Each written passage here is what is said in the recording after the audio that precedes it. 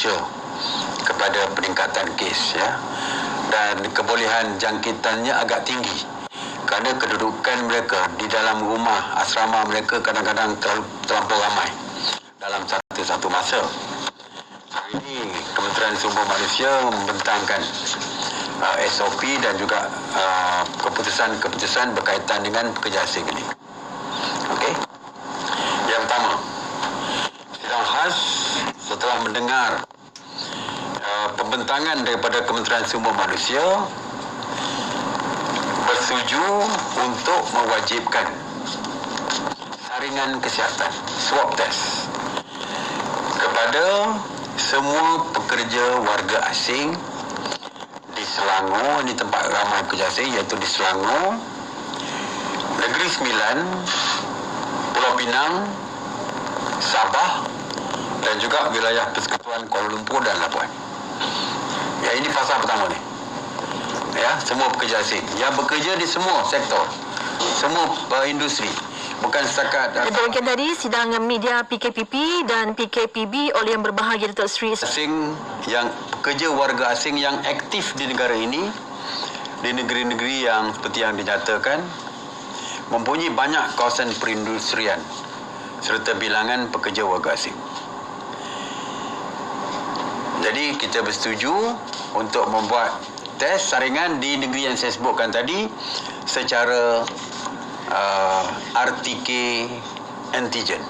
Ya, biasa kita buat PCR test, tapi untuk warga asing ini kita buat RTK antigen. Yang pertamanya untuk mendapatkan keputusan yang jauh lebih cepat, dan yang keduanya kita bersetuju tadi supaya swasta, klinik swasta dan sebagainya masuk ke kilang ataupun pusat tapak binaan untuk membuat RTK antigen test di sana. Resultnya saya percaya dalam masa 1 atau 2 jam. Kalau dulu bila kita arahkan pekerja asing, pekerja tapak binaan membuat swab test, queue-nya begitu panjang sekali. Saya kata dalam media semua keluar, terlampau panjang. Jadi sekarang ni tak perlu pergi ke klinik kajian untuk membuat PCR test, tetapi syarikat ataupun klinik-klinik swasta ataupun mana-mana swasta yang disetujui oleh KKM boleh terus ke tapak binaan ataupun industri untuk membuat RTK antigen test tersebut.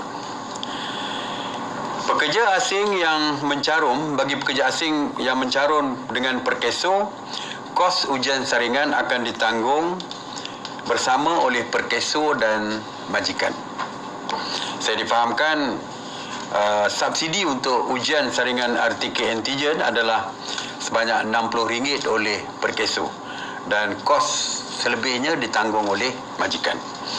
Manakala bagi pekerja asing, warga asing yang bukan pencarum perkeso, kos ujian saringan ditanggung sepenuhnya oleh majikan.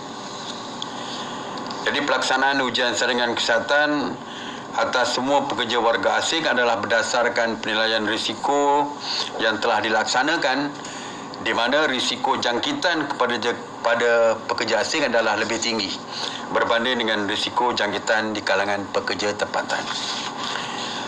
Mengenai isu perumahan, seperti saya sebutkan, akta telah pun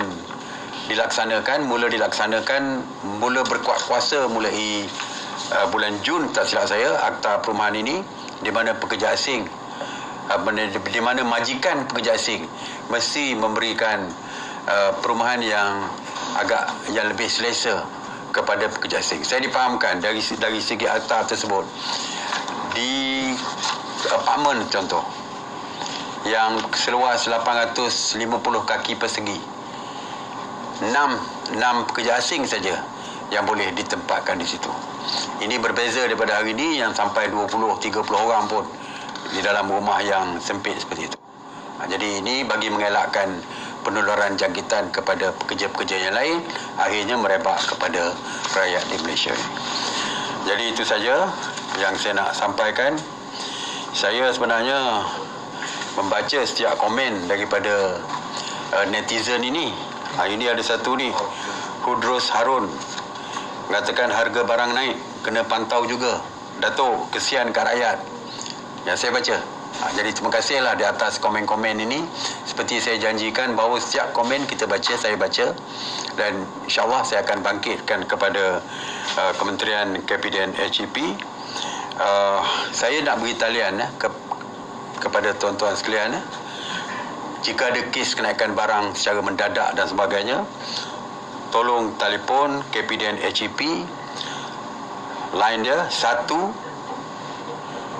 1-800-886-800. Ya, ataupun sistem aduan dia http://aduan-kpdnhep.gov.my. Jadi boleh terus kepada KPDN HEP bila berlaku kes-kes yang melibatkan kenaikan barang, harga barang dan sebagainya. Ini banyak lagi. Ini Muhammad Azlan Shah pun kata mohon pantau peniaga yang tidak memakai pelitup muka ketika berniaga. Semua perkara ini saya akan panjangkan kepada pihak tertentu seperti pihak PDRM dan sebagainya. Jadi terima kasih saya ucapkan kepada netizen-netizen sekalian yang terus memberikan pandangan, membuat aduan terus, setengahnya terus kepada saya dan sebagainya. InsyaAllah kalau kita boleh sama-sama bekerjasama seperti ini untuk memantau keadaan yang berlaku di luar sana, InsyaAllah kita pasti mampu untuk memerangi dan berjaya di dalam perang menentang pandemik COVID-19 ini. Jadi saya buka kepada soalan. Okey, Assalamualaikum Datuk Seri. Saya Ikram daripada Bernama TV. Okey, Datuk Seri mengenai gelombang perjalanan tadi. Okey, kita nak tanya satu lagi soalan. Di mana macam Datuk Seri kata tadi, kawasan PKPP ke PKPP tak perlu dapatkan kebenaran polis. Okey, tapi sekiranya sampai di kawasan sekatan jalan raya, sepertinya polis akan tanya daripada mana, kawasan mana. Jadi mungkin akan ada individu yang cuba untuk menipu. Seolah-olah dia akan kata dia daripada kawasan di PKPP sedangkan beliau berada di kawasan PKPB ataupun daerah zon merah. Jadi apakah tindakan SOP daripada kerajaan untuk menangani perkara begini? PKPB memang kita ada kawalan pergerakan. Dia macam mana dia nak masuk ke dalam PKPP? Kalau dia nak masuk ke PKPP, dia mesti ada surat kebenaran. Jadi tak timbul isu bila dalam PKPP nanti ada orang daripada PKPP. Sebab semua yang nak masuk ke PKPP daripada red ke green mesti ada surat. Kalau tak ada surat kebenaran polis, tak boleh. Jadi tak perlu bimbang dari segitu. Yang berlegar di dalam PKPP punya kawasan adalah orang yang tidak bersurat, maknanya dia memang dalam kawasan tersebut. Kalau datang saja daripada luar, mesti ada surat kebenaran polis. Jadi kalau kalau daripada Selangor, daripada Gombak pergi ke Pahang, ke Bentong, dia pun kena ada surat kebenaran daripada polis. Tak mungkin dia berada di Bentong dan polis tak akan benarkan, kecuali kes-kes kecemasan, kematian dan sebagainya. Itu saja. Alright. Assalamualaikum Datuk Seri. Datuk Seri, adakah MKN akan menilai semula sekatan ke atas 23 negara ke atas golongan yang dibenarkan masuk ke negara ini sebelum ini? Sampai bila sekatan ini akan dikenakan? Situasi ini begini Datuk Seri. Sebagai contoh, warga asing yang berkahwin dengan warga tempatan, contoh warga US berkahwin dengan warga Malaysia, dia nak pulang ke Malaysia, tetapi negara US disekat untuk masuk ke negara ini. Sedangkan sebelum ini pasangan yang berkahwin dengan warga tempatan boleh masuk. Ini kerana terdapat kebimbangan dan rungutan dari golongan ini apabila mereka tidak dapat bertemu keluarga di Malaysia sejak PKPP Mac lalu. Mungkin kerajaan akan menilai semula negara-negara yang mungkin jangkitannya dah tidak tinggi dan pasangan dari negara-negara ini boleh masuk ke Malaysia. Terima kasih. Kita masih lagi belum membuka pintu kepada 23 negara tadi. Itu lebih kepada pelancongan, pekerjaan, Tetapi dari segi pasangan warga negara kita, kita benarkan. Saya dah sebut beberapa kali, mereka hanya perlu memohon kebenaran daripada pihak immigration melalui My Travel Pass. Just pohon daripada My Travel Pass dan biasanya akan diberikan kebenaran. Ya. Untuk warga negara asing pula yang berkahwin dengan Yang warga negara asing yang berkahwin, macam kata pasangan. Kalau suami dia dah duduk kat sini, dia dengan anak dia ada di negara luar dan dia masuk, boleh. Saya baru-baru ni ada satu kawan. Dia bawa masuk isteri dan anak dia daripada Mongolia contoh. Boleh. Isteri dia dah sampai sini dah. Tapi kena ikut peraturan lah. Kena kuarantin 14 hari. Bayaran kuarantin perlu mereka bayar. Jadi macam biasa. Dan mereka perlu sediakan duit lebih awal. Kerana aku janji telah dibuat untuk membayar kos kuarantin. Jadi mereka tidak ada subsidi lah. Berbanding dengan rakyat Malaysia, RM150 untuk kos hotel tu murah. Kerana ditanggung oleh kerajaan sebahagiannya. Tapi warga asing kena bayar penuh lah. Itu saja. Bulannya tak ada sekatan lah sebenarnya. Walaupun negara Kita sekat bersyarat lah. Mana kita sekat dengan syarat dibenarkan oleh Jabatan Immigration Malaysia. Ya, dia mesti dapat kebenaran. Bila dapat kebenaran tu bagi saya, kita sekat lah. Kalau tak dapat kebenaran, kalau tak payah kebenaran balik terus, itu tidak ada sekatan. Sekatan maknanya kecuali kebenaran JIM, Jabatan Immigration. Kita sekat. Tetapi boleh masuk dengan kebenaran immigration. Tok Sri, Amar daripada Bernama di sini. Hari ini terdapat laporan di mana ada orang awam di Pulau Pinang telah diarahkan majikannya untuk mengawal pondok pengawal polis. Ini bagi untuk mencatatkan nama dan kad pengenalan pelawat lah. Jadi adakah orang awam dibenar dan boleh mengawal pondok pengawal polis? Saya pun heran juga ni. Biasanya pondok polis dan sebagainya itu adalah di bawah bidang kuasa polis. Setengah orang saya pun tak tahulah, susah nak jawab ni. Tak pernah berlaku perkara seperti ini. Macam mana orang bos majikan arahkan untuk buat kerja lain. Jadi sebenarnya tak pernah berlaku lah. Tapi ini satu perkara yang pelik lah. Saya harap perkara ini tidak berlaku lagi lah. Ya. Datuk Seri, kita tahu pasangan jarak jauh diberi kebenaran untuk merentas negeri ataupun daerah bertemu pasangan pada hujung minggu. Namun ada yang berjaya merentas negeri pada weekdays kerana memalsukan tujuan perjalanan dan juga menyalahgunakan surat kebenaran majikan ketika membuat permohonan rentas negeri. Apa tindakan kerajaan untuk mengekang masalah ini serta tindakan yang dikenakan kepada mereka? Yang pertamanya kita tak tahu apa reason dia, ya. Sebab kenapa dia balik bukan hujung minggu tersebut, ya, kita tak tahu sebab apa. Dan dia mendapat kebenaran daripada pihak polis. Mungkin anak dia sakit teruk ke, kita pun tak tahu. Saya pun tak boleh nak jawab berdasarkan kes yang tak berapa jelas, ya. Yang pertamanya tentu saja dia dapat kebenaran daripada majikan dia untuk balik. Kalau weekdays, hari kerja, takkan dia boleh lari macam tu tak balik, tak datang ke pejabat. Yang pertama mesti dia dapat kebenaran daripada majikan dia. Dan yang kedua, dia mesti mendapat kebenaran daripada pihak polis. Kerana untuk rentas negeri, walaupun PJJ sekalipun, ya, mesti mendapat kebenaran daripada polis. Tetapi polis benarkan. Mesti ada sebab yang kita tidak tahu. Bapa dia sakit ke, anak dia sakit ke, isteri dia nak bersalin ke, kita pun tak tahu. Jadi sebab-sebab tu ada, sebab itu kebenaran tu diberi, ya. Jadi itu kes terperinci seperti ini susah saya nak komen sebab saya tak tahu reason dia, ya. Tapi sepatutnya hujung minggu sajalah, bukan hari biasa, ya. Satu lagi Datuk Seri, kita tahu masih ada lagi kementerian dan juga agensi kerajaan yang melaksanakan program secara fizikal sedangkan ianya boleh dilakukan secara virtual. Misalnya acara pelancaran, majlis dan juga taklimat.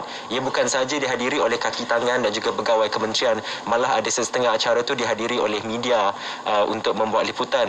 Justru adakah MKN bersedia untuk membuat ketetapan agar acara seumpamanya yang mana kita boleh buat secara virtual, kita buat virtual untuk mengurangkan risiko penularan jangkitan? Di kawasan PKPB kan, PKPB bebas. Kalau di Pahang contoh, bebas untuk mengadakan hal cuma dari segi SOP sajalah, penjarakan sosial kena ada dan sebagainya. Tapi di kawasan PKPB memang mesyuarat pun kita tidak benarkan secara bersemuka. Majlis pelancaran dan sebagainya memang kita tidak benarkan secara bersemuka, ya. Dan memang dalam SOP PKPP bila kita perkenalkan, kita akan katakan bahawa kita menggalakkan supaya kalau nak teruskan program seperti itu, mesti secara maya, secara virtual. Ya, okey. Datuk Seri, dua soalan terakhir daripada saya. Okey, soalan pertama saya, pelajar Universiti Malaysia Sabah yang tinggal di asrama tidak dibenarkan pulang ke halaman masing sejak negeri itu dilaksanakan PKPB dan kelas dijalankan secara online sehingga hujung tahun. Jadi adakah kerajaan membenarkan mereka untuk balik ke kampung? Dan soalan last saya adalah, adakah kerajaan bercadang supaya individu yang ingin merentas negeri daripada kawasan PKPB atau zon merah melakukan ujian swab test sama ada RTK antigen sebelum mereka dibenarkan merentas negeri atau daerah? Itu saja. Okey. Yang pertamanya, saya difahamkan cuti pengajian masih belum lagi bermula. Ya. Saya difahamkan oleh KPT cuti pengajian bermula Januari atau Februari. Jadi sebab itulah mereka masih lagi dalam tempoh pembelajaran. Jadi sebab itulah mereka digalakkan untuk berada di kampus. Dan bagi KPT lebih selamat untuk berada di dalam kompaun kampus yang memang green, tidak ada kes jangkitan. Jadi bagi menjaga kepentingan pelajar, dia ada keperluan, bagi dia lebih baik berada di dalam kampus. Tapi dari segi MKN sebagainya, kita tidak menghadkan perjalanan.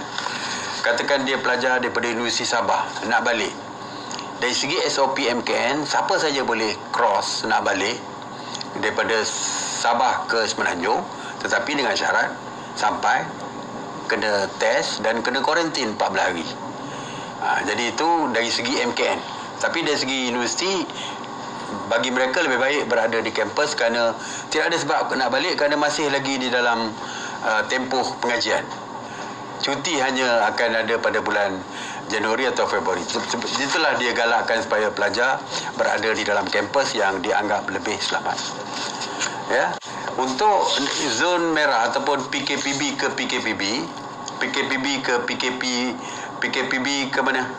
PKPB kan? Perlu ke RTK antigen. Setakat ini kita tidak mewajibkan. Kalau tidak, saya ni duduk di Selangor. Ya.